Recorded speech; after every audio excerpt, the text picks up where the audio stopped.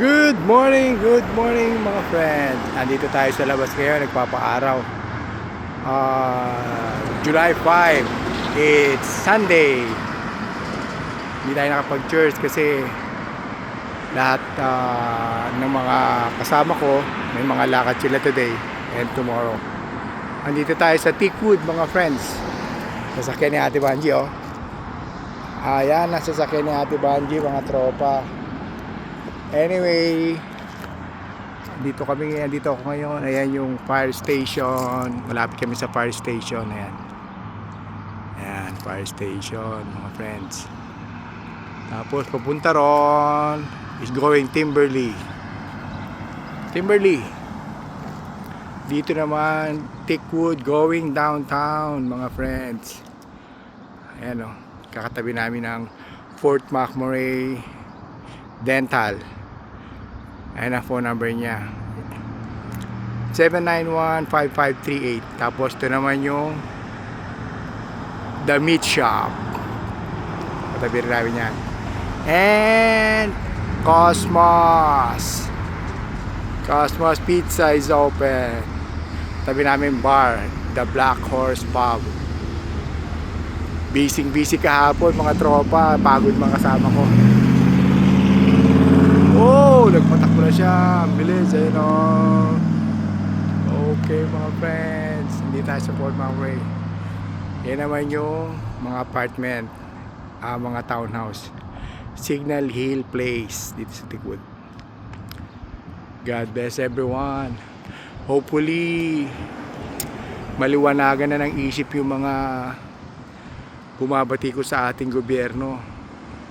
Lalo na sa mga administrasyon na nakikita naman natin na nagtatrabaho. At I don't know why mga friends, mga katropa, hanggang dito sa Canada meron pa rin mga tao na ay nako, hindi na nirerespeto yung pagiging Pilipino nila dito sa Canada. Hanggang dito ba naman magmumura, magsasalita ng pangit tungkol sa presidente, tungkol kay Attorney Claire? Oh, hindi ko alam kung ano. Anyway, let's just pray for them mga friends, mga tropa. Pray for all the anti-government, especially mga DDS, na magbago na sila. Baguhin na nila yung kanilang mga pananaw sa buhay, pananaw sa politika.